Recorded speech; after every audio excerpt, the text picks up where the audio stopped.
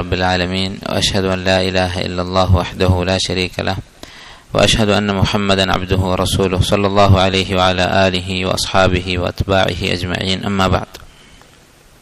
സഹോദരങ്ങളെ, ഒരു ഹദീസ് മാത്രമാണ് ഇൻഷാ അല്ലാഹ് ഞാൻ വായിക്കാൻ ഉദ്ദേശിക്കുന്നത്. ആ ഹദീസിൽ നിന്ന് മനസ്സിലാക്കാവുന്ന ചില ഫായിദകൾ. പ്രധാനപ്പെട്ട ഒരു ഹദീസാണ്. സലഫി മൻഹജുമായി ബന്ധപ്പെട്ട്, സുന്നത്തുമായി ബന്ധപ്പെട്ട് കുറേ കാര്യങ്ങൾ ആ ഹദീസിൽ നിന്ന് മനസ്സിലാക്കാനുണ്ട്. ഇമാം ബുഖാരി മുസ്ലിം ഉദ്ധരിച്ചിട്ടുള്ള സ്വഹീഹായ ഹദീസാണ്. ആയിഷ റളിയല്ലാഹു അൻഹയുടെ അടുത്ത് വന്ന് ഒരു സ്ത്രീ, താബിഇയായിട്ടുള്ള ഒരു സ്ത്രീ, മുആദ അൽ അദവിയ്യ എന്ന സ്ത്രീയാണ് ഈ സംഭവം ഉദ്ധരിക്കുന്നത്. ആയിഷ റളിയല്ലാഹു അൻഹയോട് ഒരു സ്ത്രീ ചോദിച്ചു, മാ ബാലുൽ ഹായിദ് തഖ്ലി സൗമ വലാ തഖ്ലി സ്വലാഹ്. എന്തുകൊണ്ടാണ് ആർത്തവകാരിയായ സ്ത്രീ റമദാനിൽ ഉപേക്ഷിച്ച നോമ്പ് ഖളാ ആക്കാൻ അള്ളാഹു കൽപ്പിച്ചിരിക്കുന്നത്, വലാ തഖ്ലി സ്വലാഹ്, നമസ്കാരം ഖളാ ആക്കാൻ കൽപ്പിച്ചിട്ടുമില്ല, ഇതെന്തുകൊണ്ടാണ് എന്ന് ചോദിച്ചു.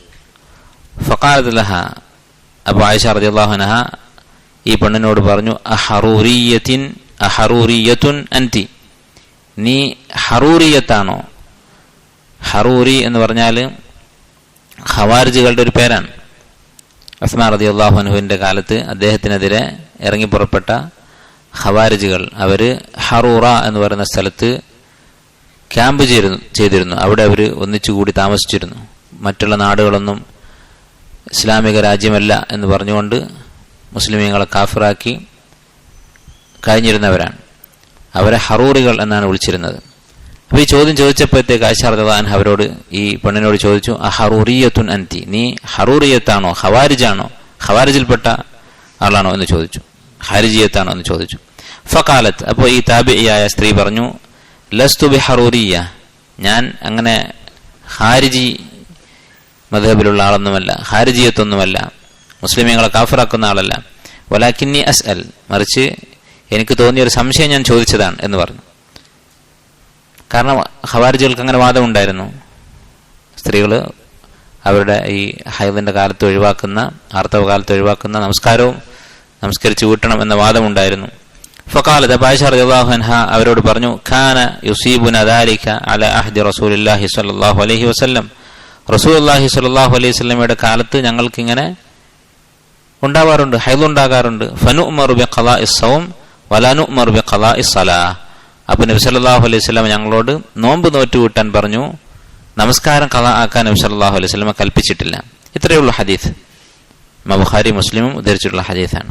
പക്ഷേ ഈ ഹദീസ് നമ്മൾ ഒന്ന് സൂക്ഷ്മമായി നോക്കിയാൽ പണ്ഡിതന്മാർ ഇതിൽ നിന്ന് ഒരുപാട് ഫായിദകൾ, നമ്മുടെ സലഫി മൻഹജുമായി ബന്ധപ്പെട്ട, സുന്നത്തുമായി ബന്ധപ്പെട്ട, ദീൻ സ്വീകരിക്കേണ്ടതിൻ്റെ ശരിയായ മാർഗവുമായി ബന്ധപ്പെട്ട കുറേ ഗുണപാഠങ്ങൾ, ഫായിദകൾ ഈ ഹദീസിന്. ഒന്നാമത്തെ കാര്യം എന്താണ്? ഈ ഹദീസിൽ നമുക്ക് മനസ്സിലാക്കാം, നബി സല്ലല്ലാഹു അലൈഹി വസല്ലമ തൻ്റെ കുടുംബത്തിന് ശരിയായ മൻഹജ്, അഹ്ലുസുന്നത്ത് വൽ ജമാഅത്തിൻ്റെ, സലഫിയത്തിൻ്റെ അടിസ്ഥാനങ്ങൾ, ഉസൂലുകൾ തൻ്റെ കുടുംബത്തിന് നബി സല്ലല്ലാഹു അലൈഹി വസല്ലം പഠിപ്പിച്ചിരുന്നു. നബിയും സഹാബിമാരും അവർ മാത്രം ഇത് പഠിച്ച് മനസ്സിലാക്കി അവരുടെ കുടുംബത്തെ അവർ വെറുതെ വിട്ടിരുന്നില്ല, അവർക്ക് പഠിപ്പിച്ചു കൊടുക്കാതെ ഒഴിവാക്കിയിരുന്നില്ല.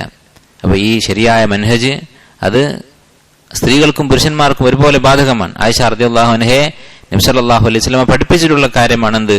ബിദ്അത്ത് സൂക്ഷിക്കണം, അതുപോലെ ബിദ്അത്തിന്റെ ആളുകളെ സൂക്ഷിക്കണമെന്ന കാര്യം. അതുകൊണ്ടാണ് ഈ സ്ത്രീ ഇങ്ങനെ ഒരു സംശയമായിട്ട് വന്നപ്പോൾ, നീ ഖാരിജിയത്താണോ എന്ന് ആയിഷ റളിയല്ലാഹു അൻഹ ചോദിച്ചത്. അപ്പോൾ സാധാരണഗതിയിൽ എങ്ങനെയായിരിക്കും? പുരുഷന്മാർ ചിലപ്പോൾ തൗഹീദും സുന്നത്തൊക്കെ ഉള്ള ആളുകളായിരിക്കും, പക്ഷെ അവരുടെ ഭാര്യമാരും മക്കളൊക്കെ സാധാരണ നാട്ടിലെ ഒരു ഏത് പെണ്ണുങ്ങളെയും പോലെ എല്ലാവരോടും കൂടിക്കലർന്ന് എല്ലാവരോടും സംസാരിച്ച് പഴച്ചവാദങ്ങൾക്കൊക്കെ ചിലപ്പോൾ ചെവി കൊടുത്ത് അങ്ങനെ നടക്കുന്നവരായിരിക്കും. അങ്ങനെ ആയിക്കൂടാ. നബി സല്ലല്ലാഹു അലൈഹി വസല്ലം എങ്ങനെയാണ് ആയിഷ റളിയല്ലാഹു അൻഹയെ ഈ കാര്യം പഠിപ്പിച്ചത് എന്നത് ഹദീസിൽ വന്നിട്ടുള്ളതാണ്. ഇന്നലെ നമ്മൾ പറഞ്ഞ ആയത്ത്, ഹുവല്ലദീ അൻസല അലൈക്കൽ കിതാബ് മിൻഹു ആയാത്തു മുഹ്കമാത്ത് ഹുന്ന ഉമ്മുൽ കിതാബി വ ഉഖറു മുതശാബിഹാത്ത് എന്നുള്ള സൂറത്ത് ആൽ ഇംറാനിലെ ആയത്ത്. എന്താണ് ആയത്തിൽ പറയുന്നത്? നമ്മൾ പറഞ്ഞതാണ്, ഇന്നലെ വിശദീകരിച്ചതാണ്. വിശുദ്ധ ഖുർആനിൽ മുഹ്കമായ ആയത്തുകളുണ്ട്, മുത്തശാബിഹായ ആയത്തുകളുണ്ട്. അപ്പോൾ ബിദ്അത്തുകാരുടെ ലക്ഷണമാണെന്ത്? മുത്തശാബിഹായ ആയത്തുകളെ വ്യാഖ്യാനിച്ച് അവരുടെ ഹവക്ക് യോജിക്കുന്ന വിധത്തിൽ അതിനെ ഒപ്പിക്കുക എന്നുള്ളത്. അഹ്ലുസുന്നത്ത് സലഫികൾ നബി സല്ലല്ലാഹു അലൈഹി വസല്ലമയുടെ സഹാബത്തിന്റെ മാർഗം പിന്തുടരുന്നവരെന്താണ് ചെയ്യുക? മുത്തശാബിഹായ സംശയമുള്ള ആയത്തുകൾ മുഹക്കമായ ആയത്തുകളുടെ അടിസ്ഥാനത്തിൽ വ്യാഖ്യാനിക്കും. അതാണ് രണ്ടു കൂട്ടരും തമ്മിലുള്ള വ്യത്യാസം. ഇത് ബിദ്അത്തിന്റെ ആളുകളെ തിരിച്ചറിയാനുള്ള എളുപ്പവഴിയാണ്. അവർ തെളിവാക്കുന്ന ആയത്തും ഹദീസും അതിനെതിരായി അതേ വിഷയത്തിൽ അതിനേക്കാൾ വ്യക്തമായ തെളിവുകൾ ഉണ്ടാകും. അത് ഒഴിവാക്കിയിട്ട് ഇങ്ങനെയുള്ള സംശയം തോന്നിപ്പിക്കാവുന്ന ആയത്തുകളുടെയും ഹദീസുകളുടെയും പിന്നാലെ പോകും. അപ്പൊ ഇത് കണ്ടാൽ, ഈ ലക്ഷണം കണ്ടാൽ എന്ത് ചെയ്യണം? നബി സല്ലല്ലാഹു അലൈഹി വസല്ലം പഠിപ്പിച്ചു കൊടുത്തു. ഫൈദാ റഅയ്തിൽ ലദീന യത്തബിഊന മാ തശാബഹ മിൻഹു, ഇങ്ങനെ മുത്തശാബിഹാത്തിനെ പിന്തുടരുന്നവരെ കണ്ടാൽ ഫഉലൈക ലദീന സമ്മല്ലാഹ്, അല്ലാഹു ഈ ആയത്തിലൂടെ നമുക്ക് വിശദീകരിച്ചു തന്നത് അവരെ കുറിച്ചാണ്. ഫഹ്ദറൂഹും, അവരെ സൂക്ഷിച്ചു കൊള്ളുക. അപ്പൊ ഈ വാക്ക് നബി സല്ലല്ലാഹു അലൈഹി വസല്ലമ ആയിഷ റളിയല്ലാഹു അൻഹയോട് പറഞ്ഞതായിട്ടാണ് ഇമാം ബുഖാരി ഉദ്ധരിച്ചിട്ടുള്ളത്. ഈ ആയത്തിന്റെ അടിസ്ഥാനത്തിൽ മുത്തശാബിഹാത്തിനെ പിന്തുടരുന്നവരെ കണ്ടാൽ അവരെ സൂക്ഷിച്ചുകൊള്ളണമെന്നത് ആയിഷ റളിയല്ലാഹു അൻഹയോടാണ് പറഞ്ഞിട്ടുള്ളത്. അപ്പോൾ സ്വന്തം കുടുംബത്തെ ശരിയായ മൻഹജ്, അഹ്ലുസുന്നത്തിന്റെ മാർഗം പഠിപ്പിച്ചു കൊടുക്കുക, അത് ഈ ഹദീസിൽ നിന്ന് മനസ്സിലാക്കാം. നബി സല്ലല്ലാഹു അലൈഹി വസല്ലം അങ്ങനെ പഠിപ്പിച്ചത് കൊണ്ടാണ് ആയിഷ റളിയല്ലാഹു അൻഹയുടെ ഖവാരിജുകളുടെ വാദം വരുന്നുണ്ടോ എന്ന പേടി ആയിഷ റളിയല്ലാഹു അൻഹയ്ക്ക് ഉണ്ടായത്. രണ്ടാമത്തേത്, ബിദ്അത്തുകാരോട് അകൽച്ച കാണിക്കുക, അവരിൽ നിന്ന് അകന്നു നിൽക്കുക എന്നുള്ളത്, അത് വളരെ പ്രധാനപ്പെട്ട കാര്യമാണ്. ബിദ്അത്തിന്റെ ലക്ഷണം കാണുമ്പോൾ തന്നെ അതിനെ സൂക്ഷിക്കുക. ഇവിടെ ഈ ചോദിച്ചു വന്ന സ്ത്രീ ത്വഹാറത്തുമായി ബന്ധപ്പെട്ട, ശുദ്ധിയുമായി ബന്ധപ്പെട്ട ഒരു മസലയാണ് ചോദിച്ചത്. പക്ഷെ അതിനുള്ളിലൂടെ ബിദ്അത്തിന്റെ ഒരു ചെറിയ ലക്ഷണം ആയിഷ റളിയല്ലാഹു അൻഹ കണ്ടു. അപ്പോഴത്തേക്ക് ആയിഷ റളിയല്ലാഹു അൻഹ അവരെ സൂക്ഷിച്ചു, ഉറപ്പുവരുത്തി. ഈ ഖവാരിജുകളുടെ ആളാണോ അല്ലയോ എന്നുള്ള കാര്യം ഉറപ്പുവരുത്തിയിട്ടാണ് ബാക്കി കാര്യങ്ങൾ സംസാരിച്ചത്. അവർ ചോദിച്ചത് നമസ്കാരവുമായി ബന്ധപ്പെട്ട ഒരു മസലയാണ്. നമസ്കാരം നിർവഹിക്കേണ്ടതുണ്ടോ ഇല്ലയോ, ഫിഖ്ഹിയായ ഒരു മസലയാണ്. അപ്പൊ ചില ആളുകൾ എന്ത് ചെയ്യും? അവർ ആളുകളുമായി ബന്ധപ്പെടുക, ആളുകളുമായി ഇടപഴകുക ഇൽമിന്റെ അടിസ്ഥാനത്തിലായിരിക്കും. ഇൽമിനോട് സ്നേഹമുള്ള ആളുകൾ അവരൊക്കെ ഇവരുടെ കൂട്ടുകാരായിരിക്കും. അങ്ങനെയല്ല, ഇവിടെ ആയിഷ റളിയല്ലാഹു അൻഹയോട് ഇൽമ് ചോദിച്ചാണ് വന്നത്. പക്ഷെ ആ സ്ത്രീ ശരിയായ മൻഹജിലാണോ, ശരിയായ മാർഗത്തിലാണോ എന്ന് ഉറപ്പുവരുത്തി. അതല്ലാതെ ഈ മസലയെക്കുറിച്ച് അവരോട് ചർച്ച ചെയ്യാൻ പോലും നിന്നിട്ടില്ല ആയിഷ റളിയല്ലാഹു അൻഹ. അപ്പൊ സലഫിയത്താണ്, നബി സല്ലല്ലാഹു അലൈഹി വസല്ലമയുടെ സ്വഹാബത്തിന്റെ ഈ മാർഗമാണ് നമ്മുടെ ബന്ധങ്ങൾക്കുള്ള അടിസ്ഥാനം. മൂന്നാമത്തേത്, ഈ സ്ത്രീ അവർക്ക് ഇൽമ് പഠിക്കാനുള്ള താല്പര്യമുണ്ടായിരുന്നു. അതുകൊണ്ടാണ് ആയിഷ റളിയല്ലാഹു അൻഹയുടെ അടുത്ത് വന്ന് ഇങ്ങനെയുള്ള ഒരു മസ്അല ചോദിച്ചത്. അപ്പൊ അമല് ചെയ്യുന്നതിന് മുമ്പായി ഇൽമ് പഠിക്കുക എന്നുള്ളതാണ് ഒന്നാം സ്ഥാനം കൊടുക്കേണ്ടത്. ആദ്യം ഇൽമ് പഠിക്കാനാണ് പ്രാധാന്യം കൊടുക്കേണ്ടത്. ഈ താബിഈയായ സ്ത്രീ ആയിഷ റളിയല്ലാഹു അൻഹയുടെ അടുക്കൽ വന്നിട്ട് ഇങ്ങനെയുള്ള ഒരു മസ്അല ചോദിച്ച് മനസ്സിലാക്കി. അവരുടെ മനസ്സിൽ സംശയം തോന്നിയപ്പോൾ അവർ ചോദിച്ചു. അപ്പൊ ദീനിനെ കുറിച്ച് സംശയം തോന്നിയാൽ അത് തീർക്കുക, അത് നമ്മുടെ മൻഹജിന്റെ ഭാഗമാണ്, സലഫിയത്തിന്റെ ഭാഗമാണ്. ദീനിനെ കുറിച്ചുണ്ടാകുന്ന സംശയങ്ങൾ എന്തായിരുന്നാലും അത് ചോദിച്ച് യഖീൻ ഉണ്ടാക്കുക, നമ്മൾ ചെയ്യുന്ന അമലുകൾ ഉറപ്പുവരുത്തുക എന്നുള്ളത് അത് സലഫുകളുടെ മാർഗമാണ്. അതുപോലെ തന്നെ ആയിഷ റളിയല്ലാഹു അൻഹയുടെ ഈ വാക്ക് അഹറൂരിയത്തുൻ അൻതി, നീ ഹറൂറിയത്താണോ ഖാരിജിയത്താണോ എന്നുള്ള ചോദ്യം, അതിൽ നിന്ന് എന്ത് മനസ്സിലാക്കാം? ലക്ഷണം കണ്ടുകൊണ്ട് ഒരാളുടെ കാര്യത്തിൽ നമുക്ക് തീരുമാനങ്ങൾ എടുക്കാം. ഇപ്പോ ഈ പെണ്ണ് ചോദിച്ച ചോദ്യം, എന്തുകൊണ്ട് നമസ്കാരം ഖളാക്കുന്നില്ല എന്നുള്ള ചോദ്യം, അത് ഖവാരിജികളുടെ അടിസ്ഥാനപരമായ വാദമല്ല. ഖവാരിജികളുടെ അടിസ്ഥാന വാദം എന്താണ്? വൻപാപം ചെയ്താൽ ഒരാൾ കാഫിറാകും, അല്ലെങ്കിൽ ഇസ്ലാമിൽ നിന്ന് പുറത്തു പോകാൻ കാരണമാകുന്ന കാര്യങ്ങൾ എന്തൊക്കെയാണോ അത് ഖുർആനിലും സുന്നത്തിലും പഠിപ്പിക്കാത്ത കാര്യങ്ങൾ അതിൽ ഉൾപ്പെടുത്തും അവർ. ചില വൻപാപങ്ങൾ, എല്ലാ വൻപാപങ്ങളും അവർ ഒരുപോലെ കാണുന്നില്ല. ചില ഖവാരിജികൾ ചില വൻപാപങ്ങൾ കൊണ്ട് മാത്രമേ തക്ഫീർ ചെയ്യുള്ളൂ. എന്തായിരുന്നാലും ചുരുക്കി പറഞ്ഞാൽ കാഫിറാകാൻ ആകാത്ത കാര്യങ്ങളെ കൊണ്ട് കാഫിറാക്കും. അതാണ് ഖവാരിജികളുടെ അടിസ്ഥാന സ്വഭാവം. പക്ഷെ ആ സ്വഭാവം കണ്ടിട്ടില്ല ഇവിടെ. ഈ സ്ത്രീ ചോദിച്ചത് അങ്ങനെയുള്ള ചോദ്യങ്ങളൊന്നുമല്ല, കാഫിറാക്കുന്ന വിഷയമൊന്നുമല്ല. നേരെ മറിച്ച് സ്ത്രീകൾ അവർക്ക് നഷ്ടപ്പെടുന്ന നമസ്കാരം നിർവഹിക്കേണ്ടതുണ്ടോ, അത് ചെയ്ത് വീട്ടേണ്ടതുണ്ടോ, ഖളാ ആക്കേണ്ടതുണ്ടോ എന്നുള്ള ചോദ്യമാണ്. ഇത് ഖവാരിജികളുടെ ഒരു ലക്ഷണമാണ്, അവരുടെ അടിസ്ഥാനപരമായ ഒരു വാദമൊന്നുമല്ല.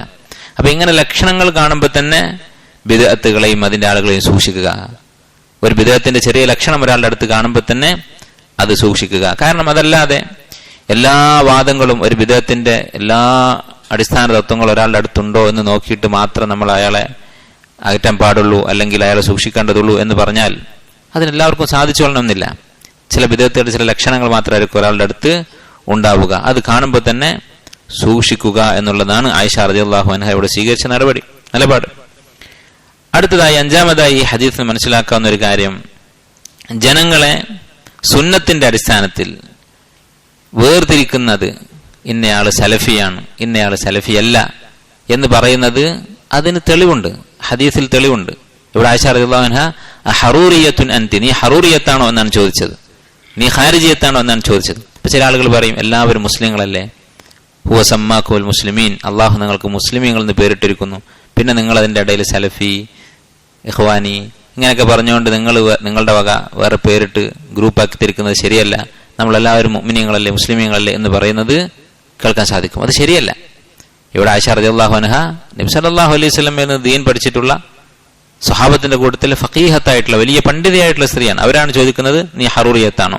അപ്പോൾ ഒരു ബിദ്അത്ത് കൊണ്ട് നടക്കുന്നയാള്, പഴച്ച വാദങ്ങൾ ദീനിലേക്ക് കടത്തിക്കൂട്ടിയിട്ടുള്ള ആളുകൾ, അവരുടെ വാദത്തിന്റെ പേരിൽ ഇന്ന പാർട്ടിക്കാരൻ എന്ന് വിളിക്കുന്നതിൽ യാതൊരു തെറ്റുമില്ല, അതിലൊരു കുറ്റബോധത്തിന്റെ ആവശ്യമില്ല. ആയിഷ റളിയല്ലാഹു അൻഹ ചെയ്തിട്ടുള്ള കാര്യമാണ്, സ്വഹാബത്തിന്റെ പ്രവൃത്തിയിൽപ്പെട്ട കാര്യമാണ്. അതുപോലെ തന്നെ എന്ത് വേണം, അത് നീതിപൂർവമായിരിക്കണം. ഒരാളെ വിളിക്കുന്നത് നമ്മുടെ ഹവയുടെ അടിസ്ഥാനത്തിലാകരുത്. വെറുതെ നമുക്ക് തോന്നിയത് കൊണ്ട് നമുക്കൊരാളുടെ വെറുപ്പുണ്ട്, അല്ലെങ്കിൽ നമ്മളോട് എല്ലാ കാര്യത്തിലും യോജിക്കുന്നില്ല, അതിന്റെ പേരിലല്ല. നേരെ മറിച്ച് അഹ്ലുസുന്നത്തി വൽ ജമാഅത്തിന്റെ ഉസൂലുകൾ, നമ്മുടെ അഖീദ, അതിന് നിരക്കാത്ത വാദങ്ങൾ കൊണ്ട് നടക്കുന്ന ആളുകളെ അവൻ ഇന്ന വാദത്തിന്റെ ആളാണ്, അവൻ അഖ്ലാനിയാണ്, ഇന്നയാള് സൂഫിയാണ് എന്ന് വിളിക്കുന്നതിന് യാതൊരു തെറ്റുമില്ല. അങ്ങനെ വിളിക്കണം എന്നതാണ് സഹാബത്തിന്റെ വാക്കുകളും പ്രവൃത്തികളും നോക്കുമ്പോൾ മനസ്സിലാവുക. അതുപോലെ തന്നെ ആറാമതായി ഹദീസിന് മനസ്സിലാക്കാവുന്ന ഒരു കാര്യം, നമ്മുടെ പേരിൽ എന്തെങ്കിലും ഒരു പിഴച്ച വാദം ആരോപിക്കപ്പെട്ടാൽ, ഇന്നയാള് ഇന്ന ബിദ്അത്ത് പ്രചരിപ്പിക്കുന്ന ആളാണ് എന്ന് നമ്മളെക്കുറിച്ച് ആരെങ്കിലും പറഞ്ഞാൽ അത് നമ്മൾ തിരുത്തണം. ആളുകൾ എന്തെങ്കിലും പറഞ്ഞോളട്ടെ, എന്നെക്കുറിച്ച് ആളുകൾ എന്ത് പറഞ്ഞാലും എനിക്ക് കുഴപ്പമില്ല എന്ന് വിചാരിച്ച് നിൽക്കുകയല്ല വേണ്ടത്. കാരണം നമുക്ക് ചിലപ്പോൾ നമ്മളെക്കുറിച്ച് ആളുകൾ ആരോപണം പറയുന്നതിൽ വിഷമമൊന്നും ഉണ്ടാവില്ല, നമുക്ക് അത്ര ഇഖ്ലാസ് ഉണ്ടെങ്കിൽ ചിലപ്പോൾ നമുക്കതിൽ വേദനയൊന്നും ഉണ്ടാവില്ല. പക്ഷേ നമ്മുടെ പേരിൽ ആ ബിദ്അത്ത് പ്രചരിക്കും, ഇന്നയാള് ഇന്ന വാദം പറയുന്നുണ്ട് എന്ന് പറഞ്ഞ് നമ്മളെക്കുറിച്ച് പറഞ്ഞിറക്കുകയാണ്. അപ്പൊ നമ്മൾ ആരെങ്കിലും എന്തെങ്കിലും പറഞ്ഞോട്ടെ, ഞാൻ അതിനൊന്നും തിരുത്താനൊന്നും പോകുന്നില്ല എന്ന് പറഞ്ഞാൽ എന്ത് സംഭവിക്കും? നമ്മെ ഇഷ്ടപ്പെടുന്ന ആളുകളുണ്ടാകും, നമ്മൾ ബഹുമാനിക്കുന്ന ആളുകളുണ്ടാകും, അവർക്കിടയിലൂടെ ഈ വാദം പ്രചരിക്കും. ആ വാദത്തിന് തരക്കേടില്ലാത്തത് കൊണ്ടാണല്ലോ ഇവൻ തിരുത്താത്തത്, പ്രതികരിക്കാത്തത് എന്ന് വിചാരിച്ച് ആളുകൾ അത് സ്വീകരിക്കാൻ സാധ്യതയുണ്ട്. കുറച്ചു പേരെങ്കിലും അതിൽ പെട്ടുപോകാൻ സാധ്യതയുണ്ട്. അപ്പൊ നമ്മുടെ പേരിൽ നമുക്കില്ലാത്ത എന്തെങ്കിലും ബാത്തിലായ ഒരു വാദം പറഞ്ഞ് പ്രചരിപ്പിക്കപ്പെട്ടാൽ അത് തിരുത്തുക എന്നതാണ് ശരി. അതുകൊണ്ടാണ് ഈ സ്ത്രീ, താബിയായ സ്ത്രീ എന്ത് പറഞ്ഞത്? ലസ്തു ബി ഹൗറിയ, ഞാന് ഖാരിജിയത്തല്ല, എനിക്ക് ഖവാരിജികളുടെ വാദമൊന്നുമില്ല എന്നവർ പറഞ്ഞു. നേരെ മറിച്ച് അവരോട് ഉണ്ടാതിരുന്നെങ്കിലോ അവരെ കുറിച്ച് അങ്ങനെയുള്ള ഒരു തെറ്റിദ്ധാരണ പ്രചരിക്കുമായിരുന്നു. അതുപോലെ തന്നെ ഈ ഹദീസിന് മനസ്സിലാക്കാവുന്ന മറ്റൊരു ഫായദ എന്താണ്? ഈ സ്ത്രീ വളരെ അറിയപ്പെട്ട ഒരു മസ്അല, സ്ത്രീകൾ നമസ്കാരം ഖളാ ആക്കേണ്ടതില്ല, കാരണം റസൂലുള്ളാഹി സ്വല്ലല്ലാഹു അലൈഹി വസല്ലം അങ്ങനെ പഠിപ്പിച്ചിട്ടില്ല. ഇതെല്ലാ മുസ്ലിങ്ങൾക്കും അറിയുന്ന ഒരു കാര്യമാണ്, നമസ്കാരവുമായി ബന്ധപ്പെട്ട ഒരു കാര്യമാണ്. സ്വഹാബത്തിന്റെയും താബിഈങ്ങളുടെയും കാലത്ത് വളരെയധികം അറിയപ്പെട്ട കാര്യമാണ്. അന്ന് ഇൽമ് വളരെയധികം പ്രചരിച്ചിരുന്ന കാലമാണ്. ഈ ഒരു ചെറിയ മസ്അല പോലും അറിയാത്ത, അല്ലെങ്കിൽ അതിനെക്കുറിച്ച് ഒരു സംശയമുള്ള ഒരു സ്ത്രീ ആയിരുന്നിട്ട് കൂടി അവർക്ക് പിഴച്ച കക്ഷികളെ കുറിച്ച് അറിയാമായിരുന്നു, ഖവാരിജികളെ കുറിച്ച് അറിയാമായിരുന്നു. അതുകൊണ്ടാണ് ഹറൂറിയത്താണോ ഖാരിജിയത്താണോ എന്ന് ചോദിച്ചപ്പോൾ ലസ്തു ബി ഹറൂറിയ എന്ന് പറഞ്ഞത്, ഞാൻ ഖാരിജിയത്തല്ല. അപ്പോൾ സഹാബത്തും താബിഈങ്ങളും ഫിഖ്ഹിന്റെ മസ്അലകൾ, നമസ്കാരത്തിന്റെയും നോമ്പിന്റെയും മസ്അലകൾ പഠിപ്പിക്കുന്നതിനേക്കാൾ മുമ്പായി, അല്ലെങ്കിൽ അതിനേക്കാൾ ഗൗരവത്തോടുകൂടി അഖീദ പഠിപ്പിച്ചിരുന്നു, ശരിയായ മനഹജ് പഠിപ്പിച്ചിരുന്നു. ഈ സ്ത്രീക്ക് ത്വഹാറത്തുമായി ബന്ധപ്പെട്ടൊരു സംശയമുണ്ട്, പക്ഷെ അഖീദയുടെ കാര്യത്തിൽ സംശയമില്ല. നീ ത്വഹാറത്തും നമസ്കാരമൊക്കെ, നമസ്കാരം ശരിയാകാൻ വേണ്ട കാര്യങ്ങൾ അവർ പഠിച്ചിട്ടുണ്ടാകും. അത് കഴിഞ്ഞിട്ടുള്ള വിശദാംശങ്ങൾ, ആ വിശദാംശങ്ങൾ പഠിപ്പിക്കുന്നതിന് മുമ്പായിട്ട് അവര് അഖീദ ഉറപ്പിക്കുമായിരുന്നു. അതുകൊണ്ടാണ് ഈ ഒരു കാര്യത്തിൽ സംശയം ഉണ്ടായിട്ടും നമസ്കാരം എന്തുകൊണ്ട് നമ്മൾ നിസ്കരിച്ച് വീട്ടുന്നില്ല എന്ന കാര്യത്തിൽ സംശയമുണ്ടായിരുന്നിട്ടും അഖീദയുടെ കാര്യത്തിൽ അവർക്ക് ഒരു ചെറിയ സംശയം പോലുമില്ല. ഹറൂറിയത്താണോ എന്ന് ചോദിച്ചപ്പോൾ അല്ല എന്നവർ നിഷേധിച്ചു. ഇത് വളരെ പ്രധാനപ്പെട്ട കാര്യമാണ്.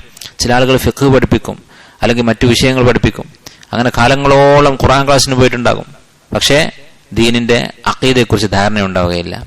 ചിലപ്പോൾ ചില ഹദീസുകളൊക്കെ അവരുടെ ബുദ്ധി ഉപയോഗിച്ച് തള്ളുന്നുണ്ടായിരിക്കും, അല്ലെങ്കിൽ സലഫി മനഹജിന്റെ ശരിയായ അഹ്ലുസുന്നത്തിന്റെ മാർഗത്തിന്റെ അടിസ്ഥാനപരമായ കാര്യങ്ങൾ പലതും അറിയാത്ത അവസ്ഥയിലായിരിക്കും. ചിലപ്പോൾ വർഷങ്ങളായി 10-20 വർഷമായി ദീന് പഠിക്കുന്നുണ്ടാകും, ക്ലാസ്സുകൾ കേൾക്കുന്നുണ്ടാകും. അത് ശരിയായ രീതിയല്ല. നേരെ മറിച്ച് അഖീദക്കാണ് ഒന്നാം സ്ഥാനം കൊടുക്കേണ്ടത്. അതുപോലെ തന്നെ ഈ ഹദീസിന് മനസ്സിലാക്കാവുന്ന കാര്യം എന്താണ്? ഇൽമും അതുപോലെ തന്നെ ശരിയായ മൻഹജും, ഇത് രണ്ടും ആവശ്യമാണ്. ഇവിടെ ആയിഷ റളിയല്ലാഹു അൻഹ അവരുടെ അടുത്ത് ശർഈയായ ഇൽമുണ്ട്. ത്വഹാറത്തിന്റെയും അതുപോലെ നമസ്കാരത്തിന്റെയും ഒക്കെ നിയമങ്ങൾ ചോദിക്കാനും ആയിഷ റളിയല്ലാഹു അൻഹയുടെ അടുത്തേക്കാണ് ആളുകൾ വരുന്നത്. അതോടൊപ്പം ആയിഷ റളിയല്ലാഹു അൻഹ ശരിയായ മൻഹജിൽ ഖവാരിജുകളുടെ വിഷയത്തിൽ എന്താണ് നിലപാട് സ്വീകരിക്കേണ്ടത്, എപ്പോഴാണ് ഒരാളെ ഖവാരിജ് എന്ന് തിരിച്ചറിയുക, ഈ വക കാര്യങ്ങളും ആയിഷ റളിയല്ലാഹു അൻഹയ്ക്ക് അറിയാം. ഇത് രണ്ടും ഒരുമിച്ച് കൂട്ടുക എന്നുള്ളത് വളരെ പ്രധാനമാണ്. ഇൽമു നമ്മൾ പഠിക്കണം, ശരിയായ അഹ്ലുസ് സുന്നത്തി വൽ ജമാഅത്തിന്റെ സലഫിയത്തിന്റെ മാർഗം എന്താണെന്ന് മനസ്സിലാക്കുകയും വേണം. ചില ആളുകൾ ഇതിൽ വീഴ്ച വരുത്തും. അധികം ആളുകളും ഇതിൽ ഏതെങ്കിലും ഒന്നിൽ വീഴ്ച വരുത്തുന്നുണ്ടാകും. ചിലപ്പോൾ മൻഹജിനെ കുറിച്ച് വളരെ ബോധമുള്ള ആളുകളായിരിക്കും. ഖവാരിജ് എന്താണെന്ന് അറിയാം, ഇഖ്വാനികൾ എന്താണെന്ന് അറിയാം, ഈ കാലത്തും പഴയ കാലത്തും ഒക്കെയുള്ള എല്ലാ ബിദ്അത്തിന്റെ കക്ഷികളെ കുറിച്ചും അറിയാം. അവരുടെ കാര്യത്തിൽ വളരെ സൂക്ഷ്മത പുലർത്തുന്നുണ്ടാകും. പക്ഷെ ഇൽമുണ്ടാവുകയില്ല, ശർഈയായ അറിവുണ്ടാവുകയില്ല, ഫിഖ് ഉണ്ടാവുകയില്ല. അവരോട് എന്തെങ്കിലും ഒരു മസ്അല ചോദിച്ചാൽ വളരെ അടിസ്ഥാനപരമായ കാര്യങ്ങൾ പോലും ഇൽമില്ലാത്ത അവസ്ഥയായിരിക്കും.